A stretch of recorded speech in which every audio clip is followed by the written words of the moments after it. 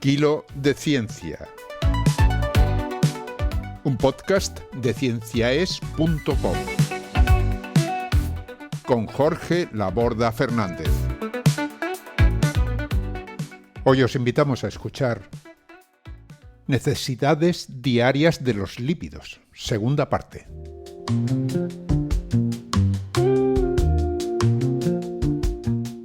Buena ciencia, amigas y seguidores de Kilo. Un saludo cordial de Jorge Laborda.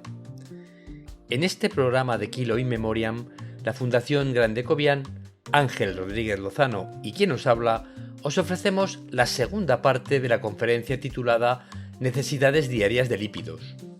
En ella, el profesor Grande Cobian nos sigue ilustrando de manera magistral sobre aspectos fundamentales de los lípidos, tales como su papel estructural en las células, las necesidades de ácidos grasos esenciales, las grasas como vehículos de vitaminas y, un tema fundamental, la importancia de la composición de las grasas ingeridas sobre los niveles de colesterol de la sangre. En este apartado, el doctor Grande nos explica los estudios que le llevaron a él y a otros dos de sus colegas a poder derivar una ecuación que predice la modificación esperada de los niveles de colesterol sanguíneo de acuerdo con la composición en ácidos grasos de la dieta. Me vais a permitir que os diga que, en mi humilde opinión, tener la idea de que una ecuación así pueda existir y finalmente llevar a cabo los estudios para derivarla está solo al alcance de los ingenios más avanzados que la humanidad haya producido. No me extiendo más. Os dejo ya con las palabras de Francisco Grande Cobian, con su propia voz y estilo recuperados gracias a la inteligencia artificial.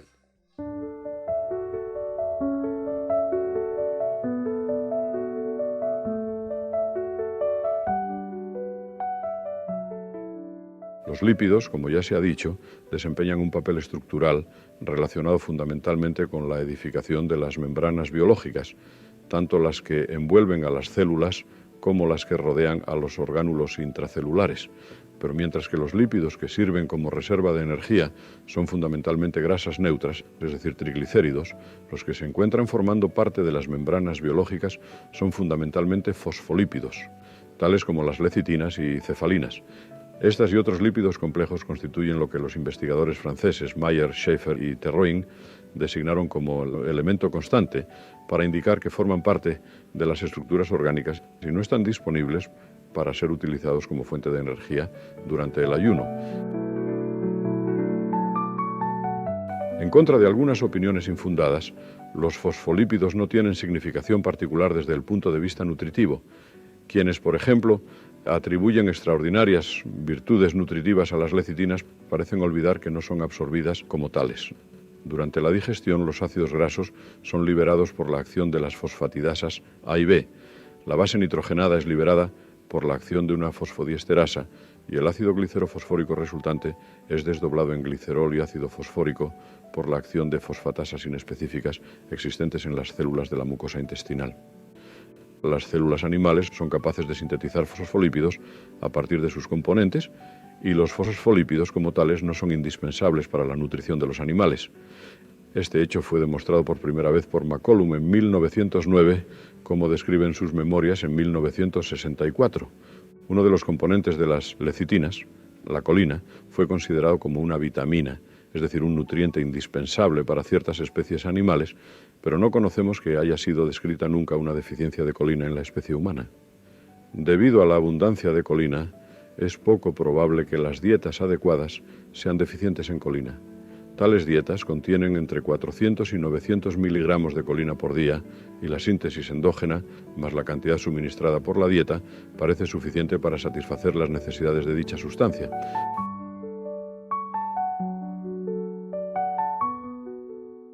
Pasemos a hablar a continuación de las necesidades de ácidos grasos esenciales.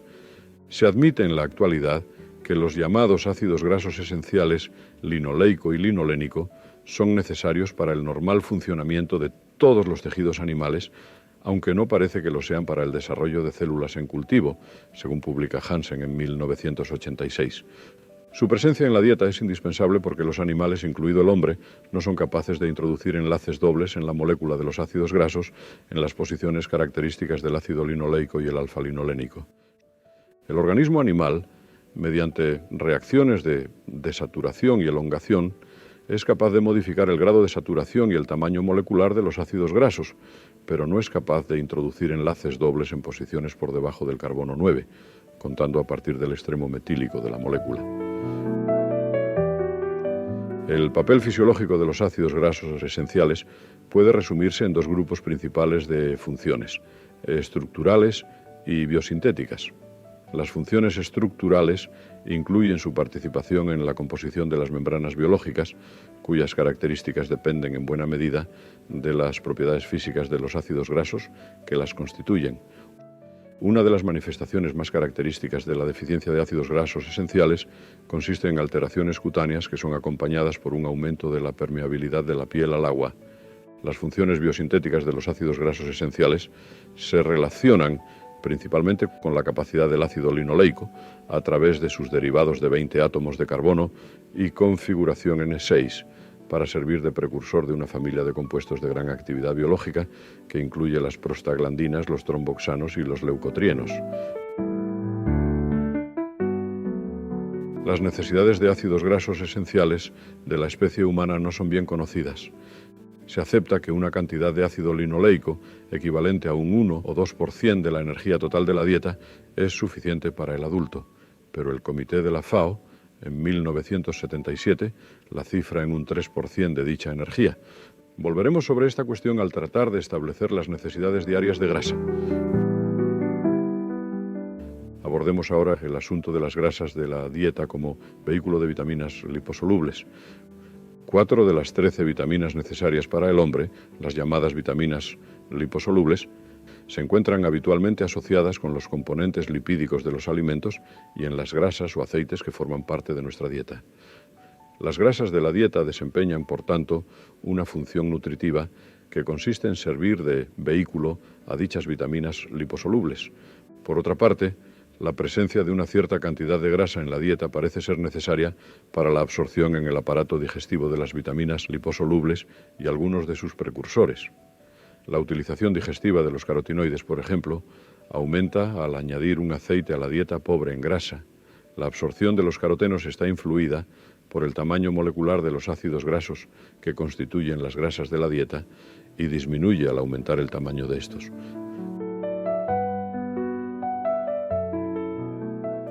La observación clínica demuestra que los trastornos de absorción de las grasas son acompañados en ocasiones por manifestaciones de deficiencia de algunas de las vitaminas liposolubles. Podría decirse, por tanto, que la dieta debe contener por lo menos una cantidad de grasa suficiente para satisfacer las necesidades de vitaminas liposolubles y de ácidos grasos esenciales. Según publica Maitre, ciertas tribus de India consumen habitualmente dietas cuyo contenido en grasa es extremadamente bajo, del orden de un 2% de la energía total de la dieta.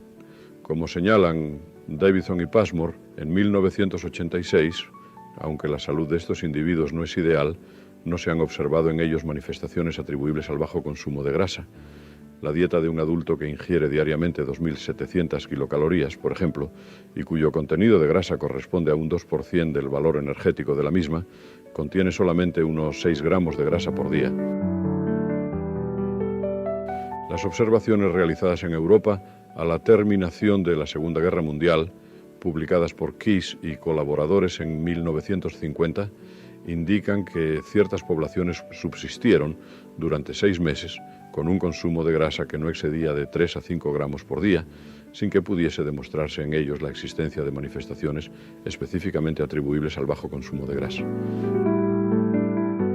Las obras sobre recomendaciones dietéticas suelen ser muy poco explícitas en cuanto a las necesidades de grasa se refiere.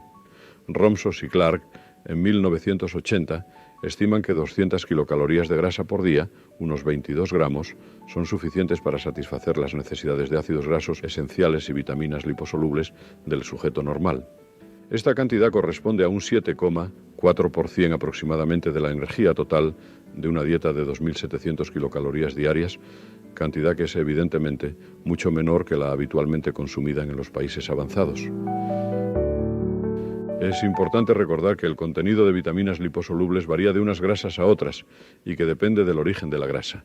Las grasas de la leche y sus derivados, mantequilla, queso, contienen cantidades importantes de las vitaminas A y D, y lo mismo ocurre con los aceites de pescado. La grasa invisible de las carnes posee en general cantidades pequeñas de vitamina A.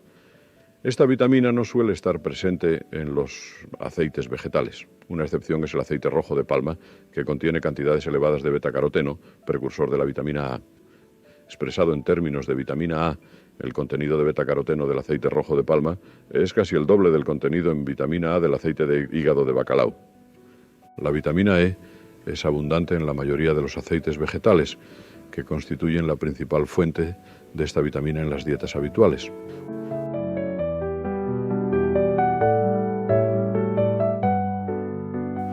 Un tema de gran importancia es el de la relación entre las grasas de la dieta y los niveles plasmáticos de colesterol y lipoproteínas en el hombre.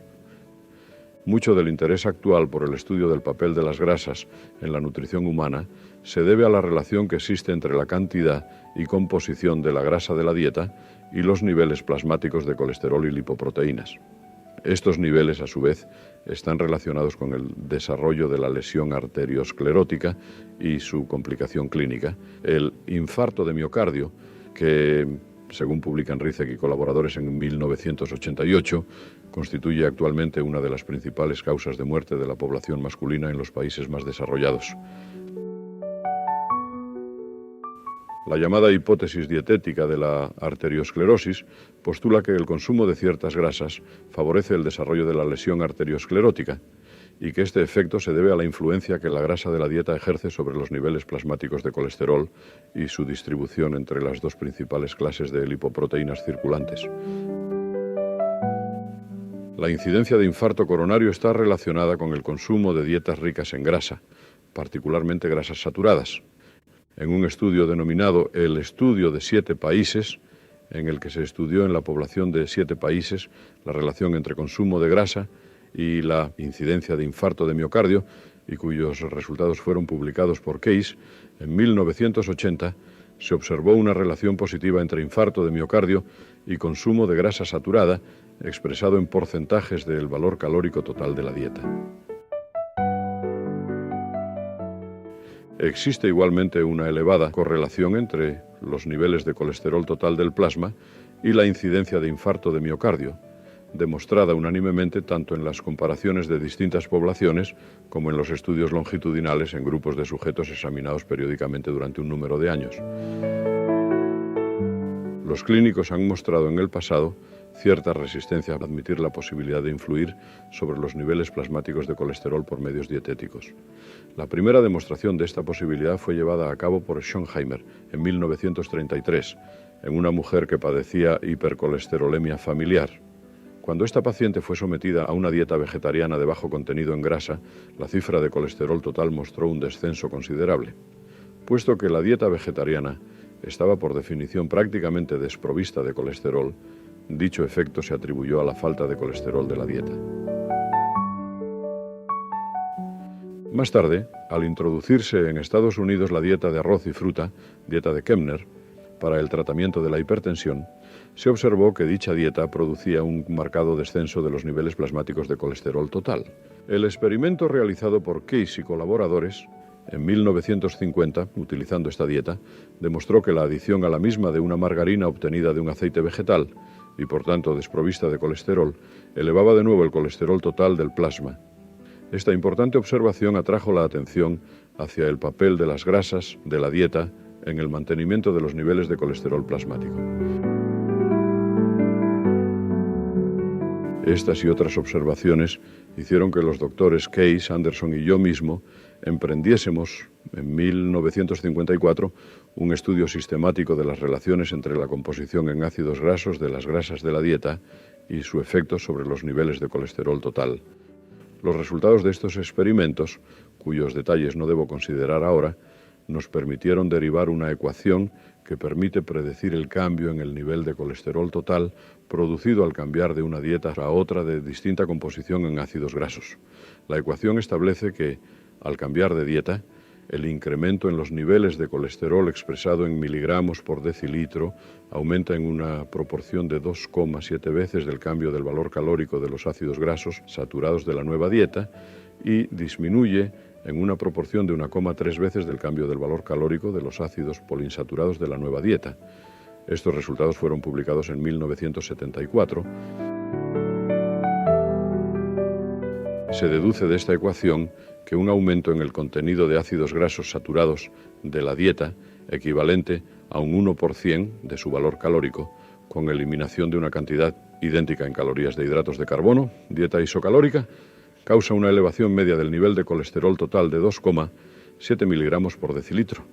Del mismo modo, un aumento en el contenido de ácidos grasos poliinsaturados de la dieta, equivalente a un 1% del valor calórico total de la misma, con eliminación de una cantidad idéntica en calorías de hidratos de carbono, causa un descenso medio del nivel de colesterol total de 1,3 miligramos por decilitro. El efecto de los ácidos grasos monoinsaturados, tales como el ácido oleico, que es el principal componente del aceite de oliva, no aparece en la ecuación, porque nuestros experimentos demostraron que la sustitución de hidratos de carbono por cantidades isocalóricas de glicéridos monoinsaturados no modifica significativamente el nivel de colesterol total.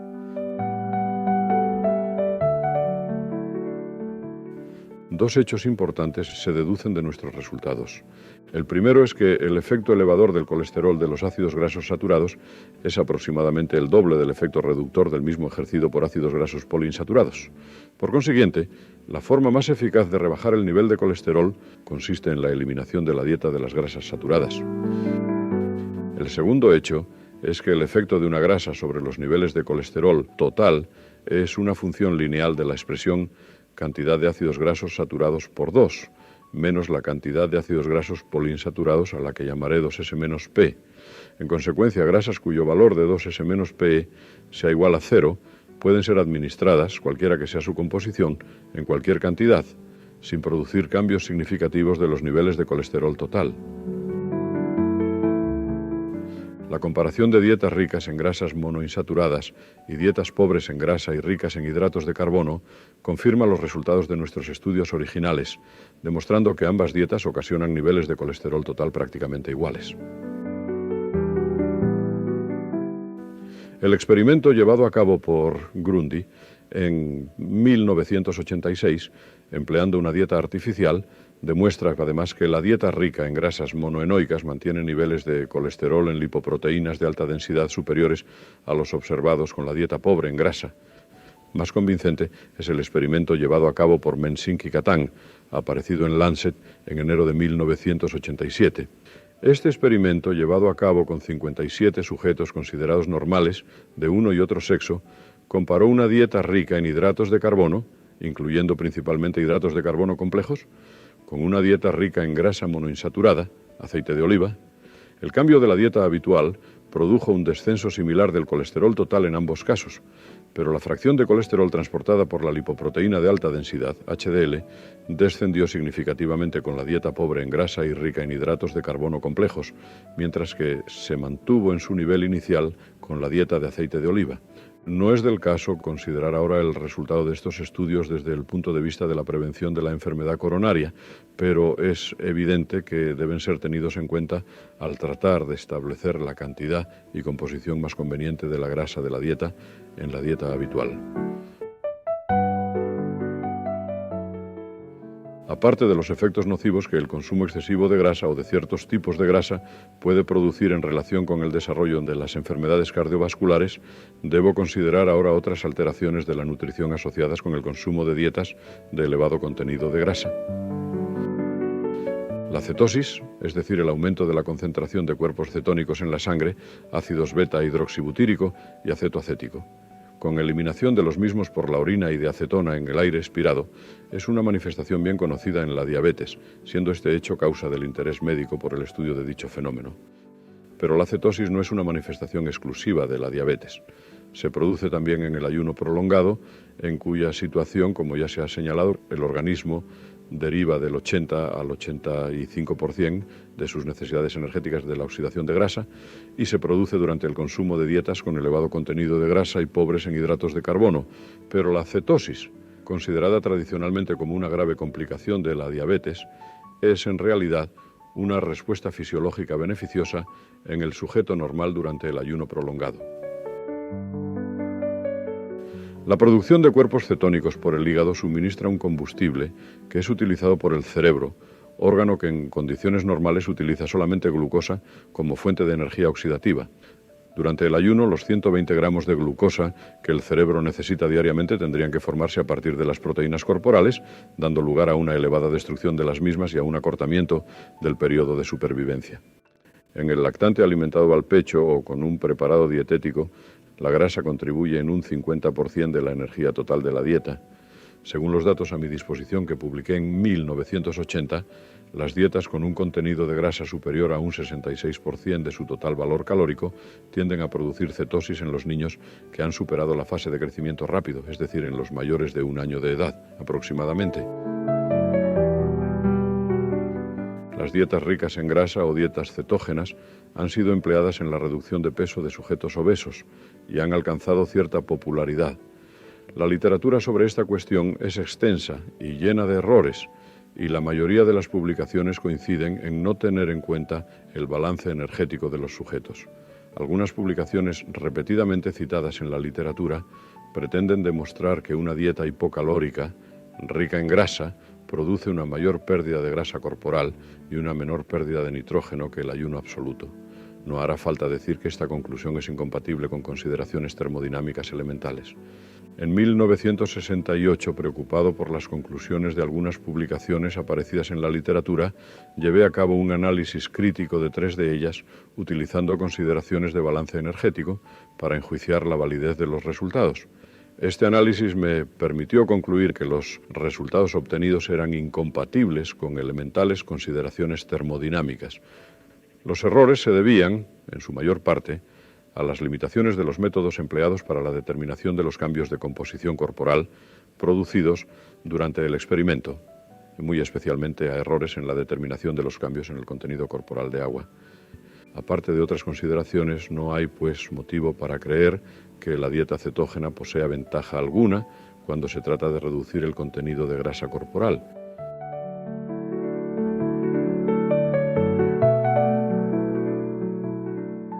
Pasaré ahora a hablar brevemente de los criterios actuales acerca del consumo de grasa.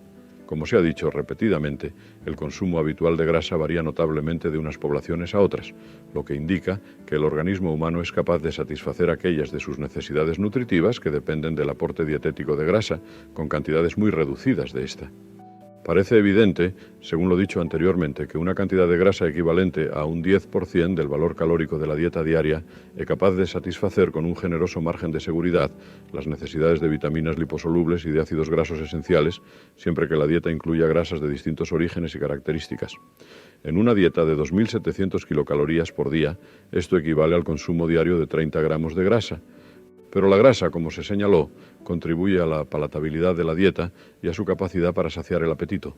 Una dieta con solo un 10% de su energía en forma de grasa resulta muy poco apetitosa para la mayoría de las personas que habitan en los países más desarrollados.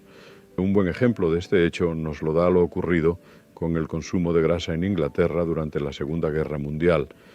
A consecuencia de las restricciones impuestas por la guerra, el consumo de grasa de la población británica, que entre 1934 y 1938 correspondía a un 38% del valor calórico de la dieta, descendió progresivamente hasta alcanzar un nivel correspondiente a un 33% del valor calórico total de la dieta en 1947.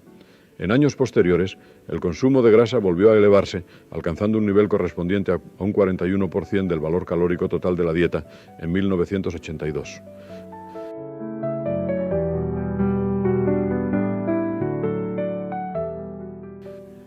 Como señalan Davidson y Passmore, en 1986, una dieta que deriva el 33% de su energía de las grasas contiene muy probablemente más grasa de la que es necesaria para satisfacer las necesidades nutritivas que dependen del aporte dietético de grasa. Pero la dieta causó mucho descontento y fue criticada tanto por las amas de casa como por ciertos médicos, quienes culparon a la reducción del consumo de grasa de ser la causa de algunas enfermedades de la época.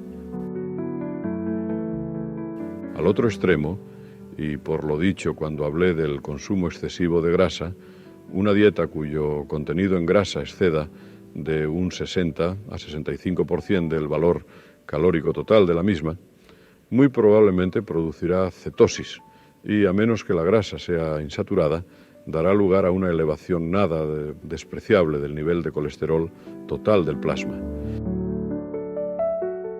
En el momento actual, los consejos acerca del consumo deseable de grasa tienen como objetivo principal la prevención de la arteriosclerosis coronaria y sus complicaciones clínicas. Con mayor unanimidad de la que a veces se reconoce, los organismos nacionales e internacionales recomiendan la reducción del consumo de grasa habitual en los países desarrollados a un nivel entre un 30 y un 35% del valor calórico total de la dieta. Este nivel es prácticamente el mismo que el de la dieta consumida por la población británica al final de la guerra. Esta cantidad de grasa, como ya se ha dicho, es muy probablemente más que suficiente para satisfacer las necesidades nutritivas que dependen del aporte dietético de grasas. El problema está en la aceptación que tal dieta encontraría en la población en general.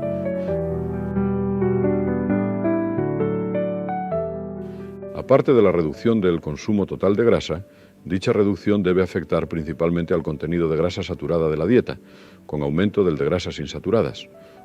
Una reducción más marcada del consumo de grasa es probablemente muy difícil de conseguir en la población en general. Por otra parte, el efecto de las dietas ricas en hidratos de carbono reduciendo la fracción de colesterol transportado por la lipoproteína de alta densidad, HDL, del que se ha hecho mención, hace pensar que una dieta muy rica en hidratos de carbono puede no ser la más adecuada para la prevención de la enfermedad coronaria. Los recientes datos comentados indican que una dieta con contenido de grasa más próximo al habitual en los países desarrollados puede ser la más conveniente, a condición de contener principalmente grasas monoinsaturadas. Los individuos que realizan actividad física intensa, por las razones ya indicadas, tienden a consumir dietas con un contenido de grasa del orden de magnitud semejante a la del consumo medio de grasa por la población de los países desarrollados, según se desprende de los datos obtenidos en los leñadores finlandeses. Un aumento del consumo de hidratos de carbono es útil para los deportistas que realizan ejercicios de gran intensidad y duración, pero no parece que tenga ninguna ventaja en los sujetos que realizan actividades deportivas de menor intensidad y duración y en los que realizan trabajo industrial. Y esto es todo cuanto quería contarles hoy. Muchas gracias por su atención.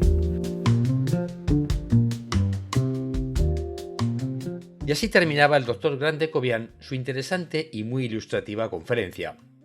Al hilo de lo que en ella se explica, creo que es de rigor mencionar que en la actualidad las recomendaciones de la ingesta de ácido linoleico, un ácido graso omega 6, han aumentado. La Agencia Europea de Seguridad Alimentaria las cifra en un 4% del total de calorías de la dieta, unos 11 gramos para una dieta de 2.500 kilocalorías diarias. Por su parte, la Academia de Medicina estadounidense la cifra en un 6% de dicha cantidad de calorías, lo que supone 17 gramos. En cuanto a las necesidades de ácido alfa-linolénico, un ácido graso omega 3, la Agencia Europea estima que 1,4 gramos diarios son suficientes, mientras que la agencia estadounidense eleva esa cantidad a 1,6 gramos.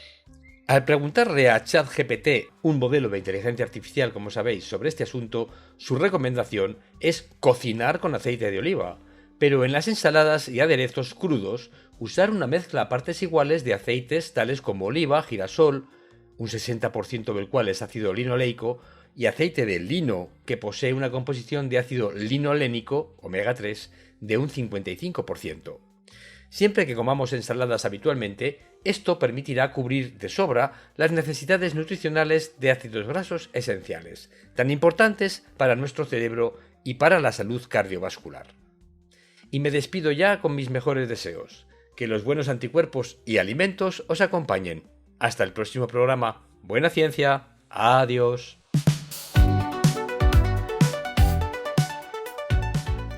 Han escuchado ustedes a Jorge Laborda en Kilo de Ciencia, un podcast de cienciaes.com que se elabora gracias a vuestras donaciones.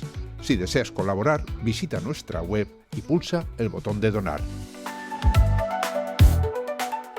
cienciaes.com. Ciencia para escuchar.